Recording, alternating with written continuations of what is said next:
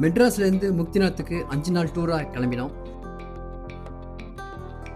Train பஸ்ஸுன்னு பழக்கப்பட்டவங்களுக்கு பிளேனில் போகிறது jolly தான். மிலிட்ரி கட்டுப்பாட்டில் இருக்கிற கோரக்பூர் ஏர்போர்ட்டை சுமார் 5:45க்கு ரீச் ஆனோம். அப்ராக்சிமேட்லி 120 கிலோமீட்டர்ஸ் தூரத்தில் இருக்கிற இண்டோ நேபாள் பார்டரை ராத்திரி 9:30க்கு அப்புறம் கிராஸ் பண்ண பர்மிஷன் இல்லைங்கிறதால உடனே வண்டி கட்டி கிளம்பிட்டோம். அதுதான் பார்டர் இந்தியாவிலேருந்து நேபாளுக்குள்ளே வரத்துக்கு. இப்போது நாங்கள்லாம் ஃபாரினில் இருக்கோம் முக்திநாத் போகிறதுக்காக. குயிக்காக டின்னரை முடிச்சாச்சு. கூல்ட்ரிங்க் வேணும்னு ஒருத்தர் கேட்டதால் 4 வாங்கினோம். 270 ரூபா. இது 50 ரூபா. நேபாளில் எல்லாமே விலை அதிகமாக இருக்குது. எது கேட்டாலும் இந்தியாவில் இருந்தால் இங்கே வரணும் அப்படின்னு. அங்கேயே ஸ்டார்ட் பண்ணி கொஞ்ச தூரம் வந்ததுமே லூமினி கேட்டுங்கிற இடத்துல நேபாள் போலீஸ் காரை ஓரம் கட்டி செக் பண்ணாங்க. Night 11 o'clock லூமினி கேட்லேருந்து கிளம்பினோம். ரோடு மோசமாக இருக்கிறதால காருக்குள்ளே இந்த ஆட்டம். நடு இரவு 2 மணிக்கு போக்குறா. காலையில் எழுந்து போக்குறா சைட்சீயிங்னு கிளம்பியாச்சு.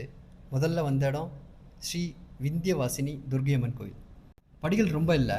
மேலே ஏறி போனால் அங்கே ஆர்த்தி பாட்டு ஆட்டம்னு ஜாலியாக இருக்கும்.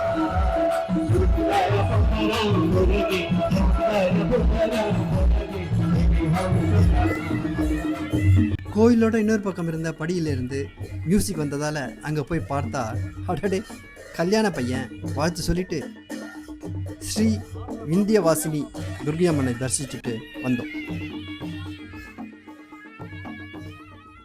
விந்தியவாசினி துர்கை அம்மன் டெம்பிள் கொஞ்சம் ஹைட்டில் இருந்தாலும் படிகள்லாம் ரொம்ப இல்லை, நல்லா இருந்தது.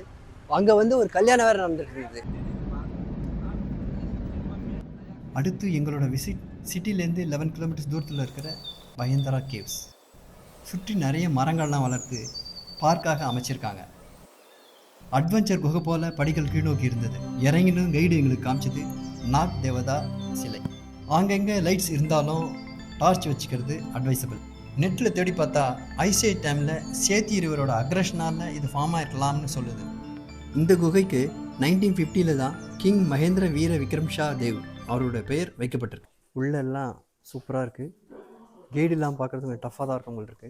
இருந்தாலும் அப்படி ஜாலியாக வந்துட்டேன் நான். உள்ள சில இடங்களில் மேலேருந்து தண்ணி சொட்டுது. அதால் ஈரமான கற்கள் மற்றும் கம்மியான வெளிச்சம்னு குகைக்குள்ளே இருக்கிறதால நடக்கும்போது ரொம்ப கவனமாக இருக்கணும். அரைகுறையாக இருக்கிற வெளிச்சத்தில் நடந்துகிட்டே போனால் தெளிவான நீர் ஓடுது போல் ஒரு இடம் இருக்குது. அது பவித்ர ஜல் குண்டு அப்படின்னு எழுதி வச்சுருக்காங்க.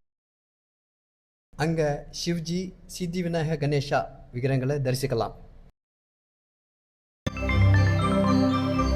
நம்ம ஊர் போல் இங்கேயும் வீடு வாங்க நினைக்கிறவங்க கல்லை இப்படி தான் அடுக்குவாங்க போல் இருக்கு. நடந்துகிட்டே வந்தால் எக்ஸிட் போர்ட் தெரியுது. வயசானவர்களும் வேண்டான்னு நினைப்பவர்களும் இந்த வழியே வெளியே வந்துடலாம். என்ன மாதிரி எக்ஸைட்மெண்ட் விரும்புகிறவங்களுக்கு தனி வழி. என்ன கான்ஃபிடன்ஸ் இந்த மேடத்துக்கு! தைரியமாக பாறைகளின் நடுவில் ஏறுறாங்க.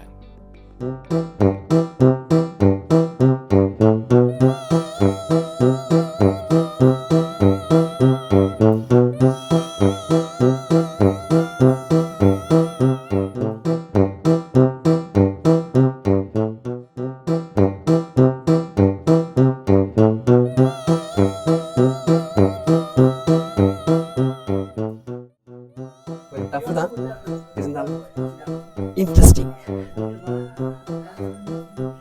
சூப்பராக இருந்தது.